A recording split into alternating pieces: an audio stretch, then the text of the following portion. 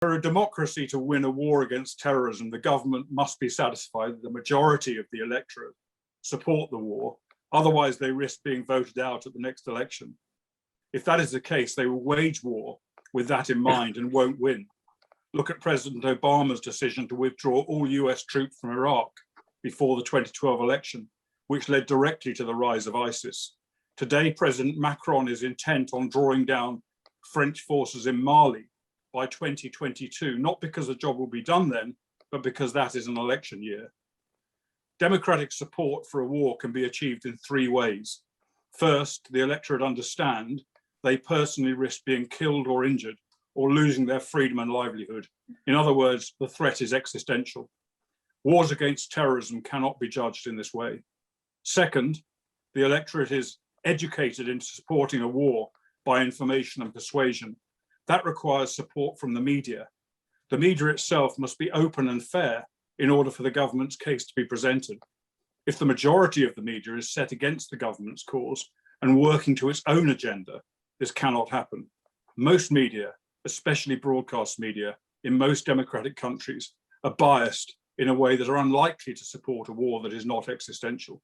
We've seen how that constrains military action in any such conflict.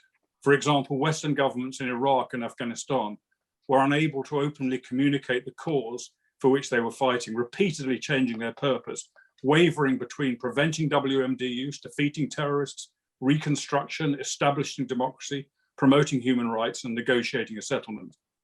Third, a common and strong morality and commitment, usually religious or sense of purpose, usually patriotism, that is held by the majority sufficiently strongly for them to believe that war is a justifiable means to the perceived end. This existed in the West until the mid-20th century. Today, all three factors I mentioned have been eroded and weakened by moral relativism to the point where now it is very unlikely that any war other than existential war would have majority backing. If democratic support for a war is in fact achieved, despite all that, the government must be certain that support can be maintained until the war is won. Two main factors have to be considered here. First, the endurance of the population when confronted by casualties among the forces and the high costs involved. Endurance is a product of strength of character, individual toughness, and belief. Modern standards are different, for example, from what was common in the Second World War. It's unlikely that a modern democracy will support a non-existential war for very long. Second, the extent and severity of the war needed to win and whether the population will accept it.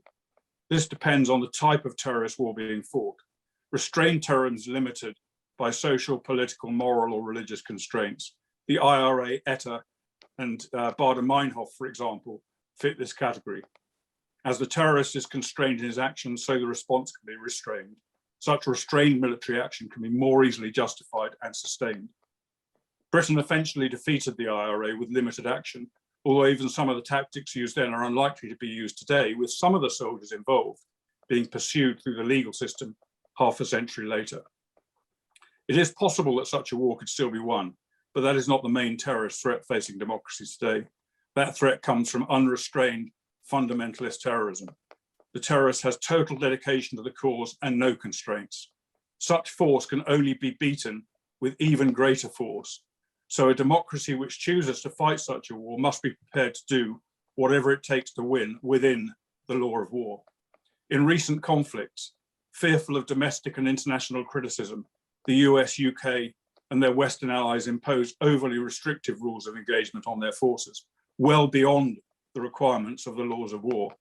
Over-application of the laws of war was combined in Iraq and Afghanistan with overemphasis on winning hearts and minds of the civilian population, even at the expense of allowing terrorists to escape unscathed.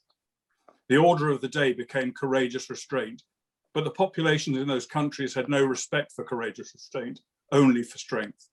Osama bin Laden himself said, when people see a strong horse and a weak horse, they prefer the strong horse.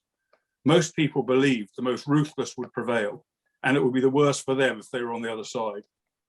Paradoxically, measures intended to gain support from the population, in fact, often had the opposite effect, making it even more difficult for the perceived weak horse to win the war. The US Army Counterinsurgency Manual says, the more force you use, the less effective it is. In the most successful counterinsurgency campaign in recent years, the opposite approach enabled the Sri Lankan government to defeat the Tamil Tigers. Their strategy switched from a negotiated settlement to the total annihilation of the terrorists. With less concern for civilian casualties or protecting the civilian population, they used military force bluntly and brutally. Sri Lanka's policy was heavily criticized by Western democracies, which withdrew aid on humanitarian grounds. True democracies like Israel are also subject to similar intensive criticism from other democracies and international institutions when they have to resort to concerted military force against terrorists. And this has encumbered their efforts to deal decisively with constant violence from Palestinian terrorists. Having spent most of my life fighting terrorists, I would like to be able to speak on the other side of this debate, but my experience and my observations show me that despite having all the capabilities to defeat terrorist organizations, today Western democracies lack the vital ingredient, the political and moral will to pay the price of victory.